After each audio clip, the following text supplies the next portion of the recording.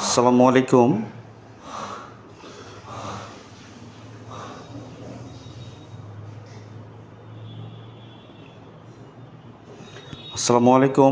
সম্মানিত 19তম প্রিলিমিনারির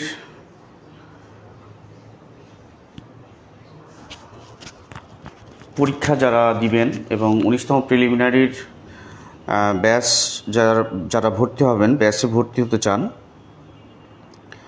আজকের এই লাইভে সকলকেই স্বাগত জানাচ্ছি।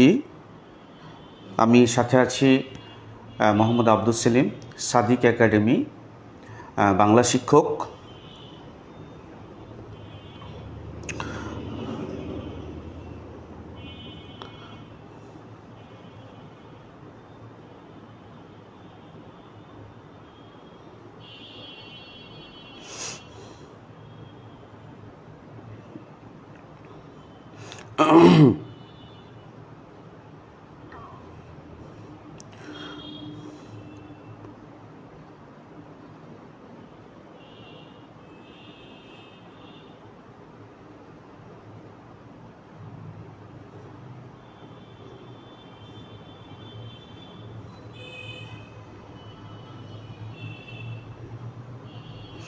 লাইভে যারা যুক্ত হয়েছেন সকলকেই আজকের এই লাইভ ক্লাসে স্বাগত জানাচ্ছি। সম্মানিত হবু শিক্ষকবৃন্দ, শিক্ষক হওয়ার স্বপ্ন, লালিত স্বপ্ন বাস্তবায়নের জন্য সবার যে সুপ্ত বাসনা রয়েছে, লাইভে যারা যুক্ত হয়েছেন সকলকেই, এবং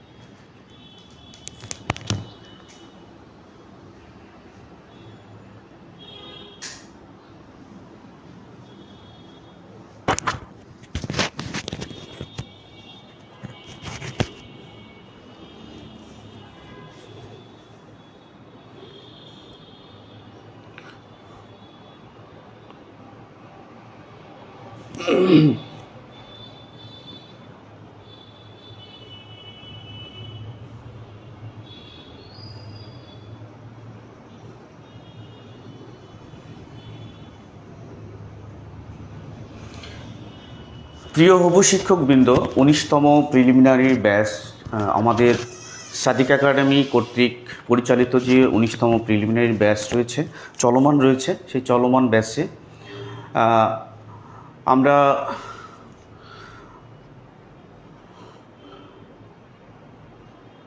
আমরা একটা জিনিস দেখেছি, যারা শিক্ষকতা পেশায় এসে একটা বিষয় আমরা দেখেছি যে বিশেষ করে চাকরি পরীক্ষার্থী যারা, তাদের ক্ষেত্রে আমরা সবার কাছ থেকে একটি প্রশ্ন আমরা স্বাভাবিকভাবে পেয়ে থাকি, সেটি হলো চাকরির পরীক্ষার পড়ালেখাগুলো কিভাবে শুরু করব, কোথা থেকে শুরু করব। এই প্রশ্নগুলো আমরা বিভিন্ন পরীক্ষার্থী বা যারা চাকরি পেতে ইচ্ছুক এই বাসনাকে মনে ধারণ করে একটি স্বপ্ন দেখেন যে শিক্ষক হবেন বা একটি চাকরি পাবেন, তাদের কাছ থেকে এই প্রশ্নগুলো আমরা পেয়ে থাকি। যারা একেবারে শুরু থেকে এই চাকরির পড়ালেখাগুলো শুরু করতে চান, একেবারে বেসিক লেভেল থেকে, এই ধরনের বিষয়গুলো সবার মধ্যে কাজ করে যে কিভাবে শুরু করব, কোথা থেকে শুরু করব। তো বিষয়টি হলো, আমি আজকে ক্লাস বিশেষ করে নেওয়ার আগেও একটি ফোন পেয়েছি, যেখানে একজন বলেছিলেন যে আমরা পরীক্ষার যে সিলেবাস রয়েছে, সিলেবাসগুলো আমরা কিভাবে শুরু করব, এর সিলেবাসের বাইরেও পড়তে হবে কিনা। তো মূলত এই কথাগুলোর উত্তর আমরা এর আগেও ক্লাসে বলেছি, লাইভ ক্লাসে বলেছি। তো আজকেও আমি একজনের কাছ থেকে একটি ফোন পেয়ে এই প্রশ্নগুলো পেয়েছি। তো সেই জন্য আমি উত্তরগুলো আবার বলছি আর কি, যে দেখুন, যারা আপনার একেবারে বিগিনার রয়েছেন, একেবারে খুব শুরু থেকে বেসিক লেভেল থেকে শুরু করতে চান, তাদেরকে অবশ্যই আপনার সিলেবাসটা ভালো করে বুঝতে হবে। যে যেমন শিক্ষক নিবন্ধনের প্রিলিমিনারি সিলেবাস রয়েছে, বিষয়ভিত্তিক লিখিত পরীক্ষার সিলেবাস রয়েছে। তো সর্বপ্রথম আমাদের এনটিআরসি কর্তৃক যে সিলেবাসগুলো দিয়েছেন সেই সিলেবাসগুলো আমাদেরকে অবশ্যই ভালো করে বুঝতে হবে।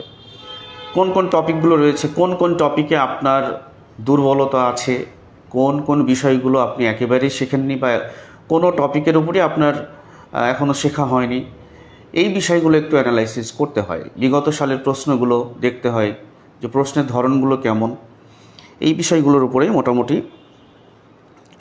একটা প্রস্তুতি নিতে হয় আর কি।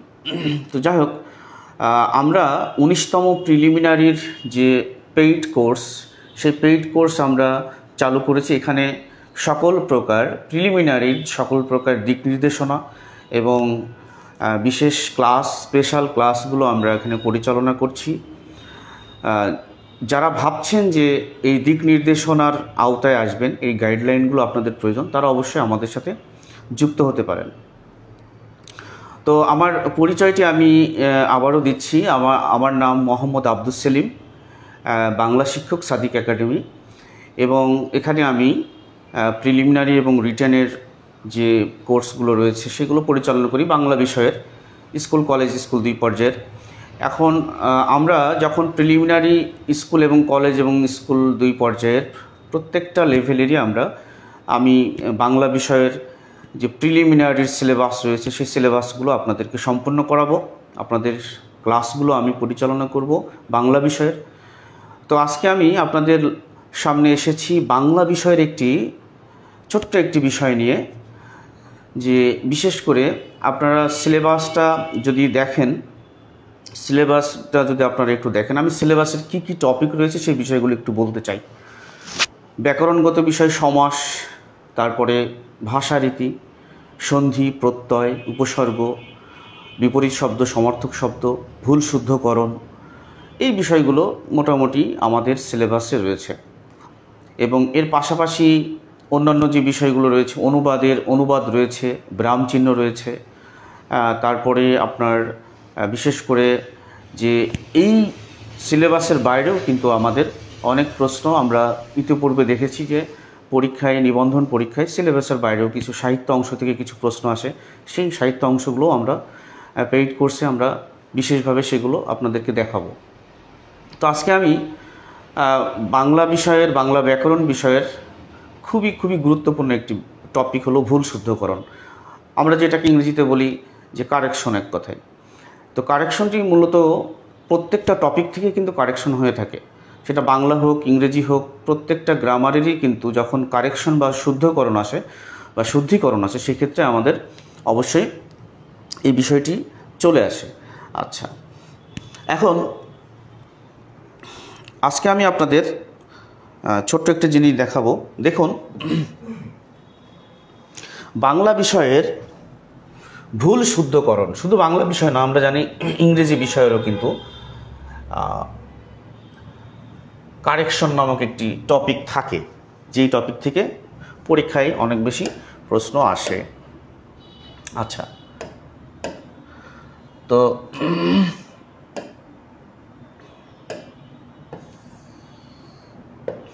দেখুন, ভুল শুদ্ধিকরণ, এটা শুদ্ধিকরণ হবে, টাইপিং মিস্টেক হয়েছে, আসলে শুদ্ধিকরণ।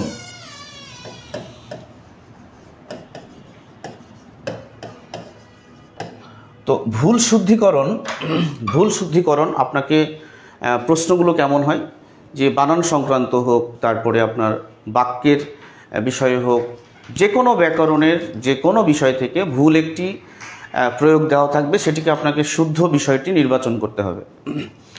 তো ভুল শুদ্ধিকরণের ক্ষেত্রে আমরা দেখি যে এখানে দেখুন, বানানের ক্ষেত্রে আমরা এই যে দন্ত শয় ক, একটা কনফিউশন আমাদের মধ্যে তৈরি হয়। একটা হলো দন্ত শয় ক, আর একটা হলো মূর্ধন্য শয় ক। মনে করুন যে দন্ত শয় ক, শটা কি, দন্ত স, আর একটি হলো মূর্ধন্য স, তাই না?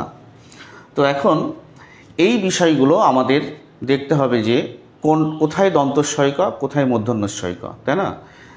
এটা আমরা অনেক সময় গুলিয়ে ফেলি যে কোন বানানের ক্ষেত্রে কোনটি আমাদের প্রযোজ্য হবে। তো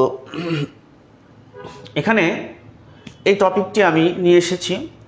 যেমন দেখুন, দন্তস্বয় ক, এই দন্তস্বয়ের কয়ের ক্ষেত্রে আমরা যদি একটা ছোট্ট টেকনিক ফলো করি, তাহলে কিছু শব্দ আমরা নির্বাচন করতে পারবো বা বাছাই করতে পারবো যে শব্দগুলোর ক্ষেত্রে শুধুমাত্র দন্তস্বয়কই ব্যবহৃত হবে।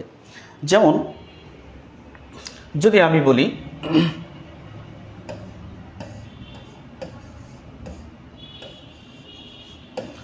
ধরুন ত্রিপুর ভাষণ। আচ্ছা, এখানে ভাষণ বানানটি কিন্তু ভুল। হ্যাঁ, ভাষণ বানানটি এই জায়গায় ভুল। আমি এই যে ত্রিপুর ভাষণ, এইখানে এই যে এই লাইনটা আমি লিখেছি, এই লাইনটির মাধ্যমে কয়েকটি শব্দ আমরা বের করতে পারবো যে শব্দগুলোর ক্ষেত্রে শুধুমাত্র দন্তস্বয়ক ব্যবহৃত হবে। যেমন দেখুন,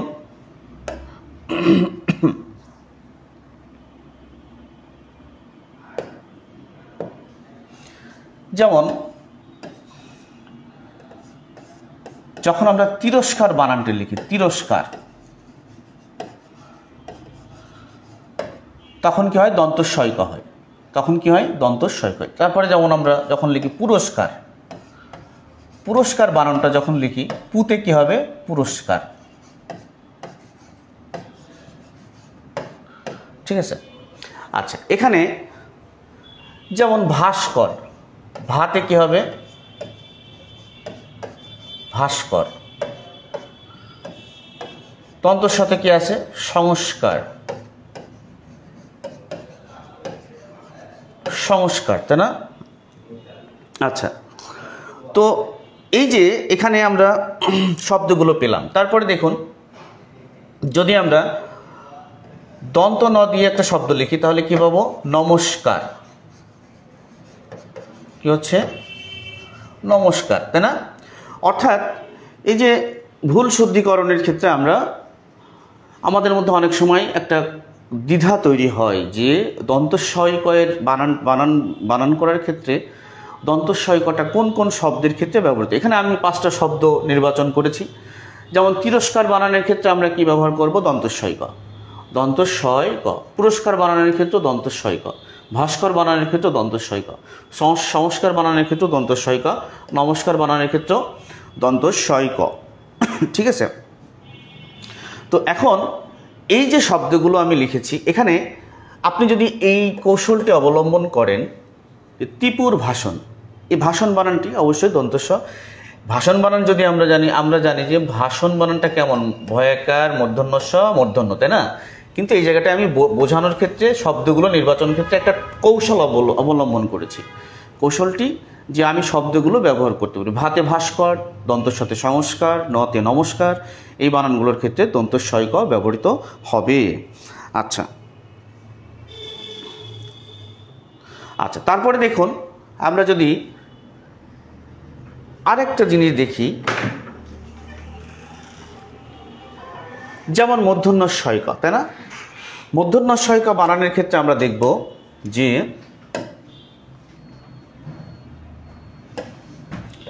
মূর্ধন্যস্ব বানানের ক্ষেত্রে আমরা দেখব যে এমন কিছু শব্দ আছে যেই শব্দগুলো মূর্ধন্যস্বয়ক ব্যবহৃত হবে, দন্তস্বয়ক সেখানে ব্যবহৃত হবে না।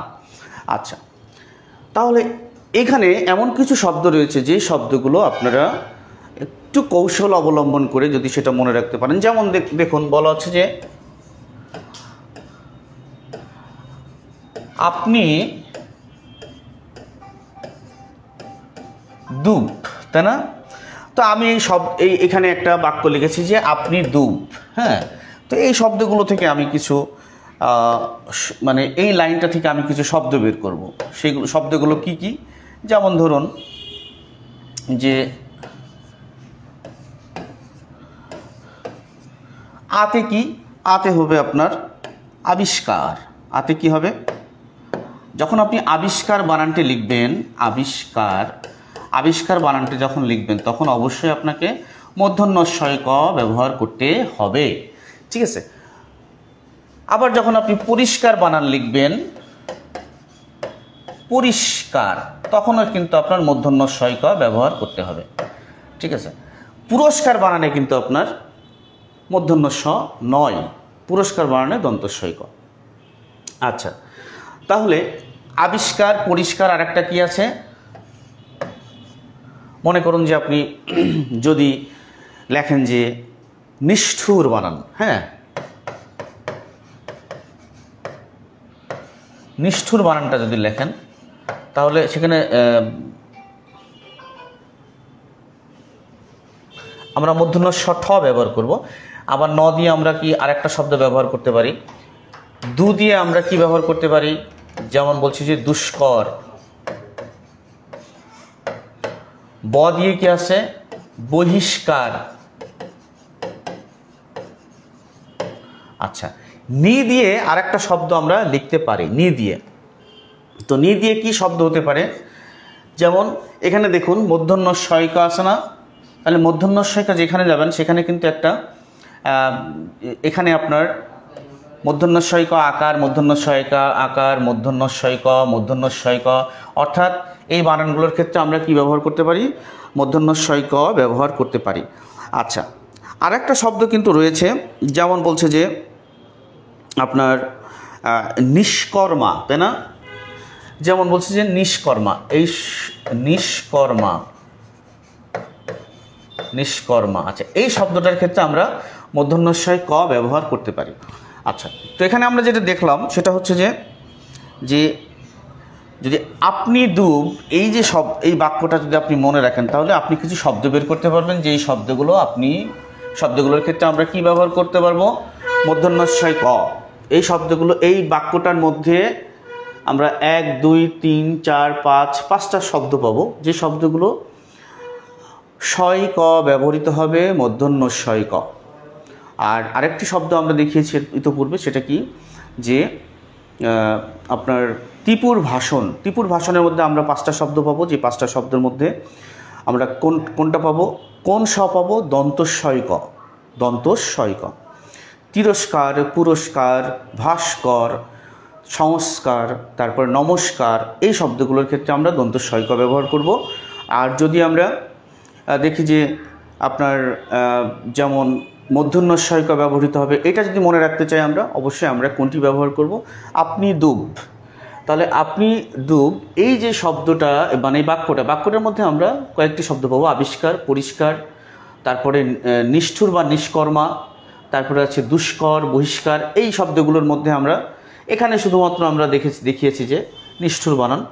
আচ্ছা, এখানে মূলত মূর্ধন্য ষয় ক, মূর্ধন্য ষয় ক, মূর্ধন্য ষয় ক, মূর্ধন্য ষয় ক, মূর্ধন্য ষয় ক, এই যে দন্তস্বয় ক এবং মূর্ধন্য ষয় ক, এই যুক্ত দুইটি বর্ণ কোথায় দন্তস্ব, কোথায় মূর্ধন্য ষ বসবে, এর ভিতরে কিন্তু আমাদের একটা দ্বিধাদ্বন্দ্ব তৈরি হয়।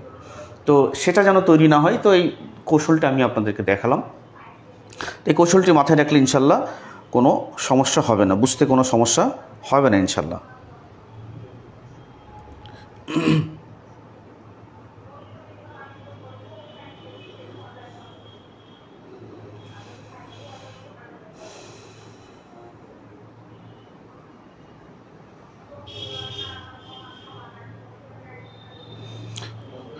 তো আপনারা আরও সুন্দর সুন্দর ক্লাস পেতে, যদি বিশেষ করে একটি বিষয় আমি গতদিনও বলেছি যে আপনি কি করবেন সেটা আপনার সিদ্ধান্ত, তবে আমি একটি কথাই বলতে চাই, সেটি হলো যে আপনার প্রস্তুতিটা যেন গোছালো হয়, প্রস্তুতিটি যেন আপনার যে পরীক্ষার যে প্রস্তুতি, সেই প্রস্তুতিটি যেন গোছালো হয় এবং কৌশলগত হয়, অর্থাৎ কৌশল অবলম্বন করে। কিন্তু যেমন আমি এখানে যে বিষয়টি দেখিয়েছি, পড়াশোনাটা কিন্তু কৌশল অবলম্বন করে করলে স্থায়ী হয় এবং সেটি ফলপ্রসূ হয়। আপনি গাদা পড়লেন, অনেক পড়লেন, কিন্তু সেটা মনে রাখতে পারলেন না বা সেই বিষয়টি আপনি আত্মস্থ করতে পারলেন না, তাহলে সেটি আপনার জন্য ফলপ্রসূ হবে না। তো ফলপ্রসূ পড়াশোনার জন্য এবং ভালো একটি দিক নির্দেশনার জন্য আপনাকে অবশ্যই সিদ্ধান্ত নিতে হবে কিভাবে পড়াশোনা শুরু করবেন। তো আশা করি আপনারা 19তম প্রিলিমিনারির যে প্রস্তুতি, একটি মানসিক প্রস্তুতি আপনারা অনেকেই নিয়েছেন এবং নিচ্ছেন। আশা করি আপনাদের প্রস্তুতি ভালো হবে এবং আপনাদের শেখা এবং আপনাদের জ্ঞান অর্জন, পরীক্ষার জন্য যা যা দরকার সেইভাবে আপনারা নিজেদেরকে প্রস্তুত করতে পারবেন, এই প্রত্যাশা তো রাখছি। আর আরেকটি বিষয় বলতে চাই, আমাদের সাদিক একাডেমি সাদিকস পাবলিকেশন থেকে প্রকাশিত আমাদের একটি প্রিলিমিনারির, আপনারা জানেন, একটি প্রিলিমিনারির একটি বই রয়েছে সাদিক স্যারের। তো এই বইটি আপনারা সংগ্রহ করতে পারেন। এই বইটি খুবই ভালো একটি বই। এখানে খুব সুন্দরভাবে আমাদের যে প্রিলিমিনারির নিবন্ধন, শিক্ষক নিবন্ধনের যে প্রিলিমিনারির যত টপিক রয়েছে সেই টপিকগুলো খুব সুন্দরভাবে এখানে দেওয়া। বইটি আপনারা অবশ্যই কালেকশন করবেন।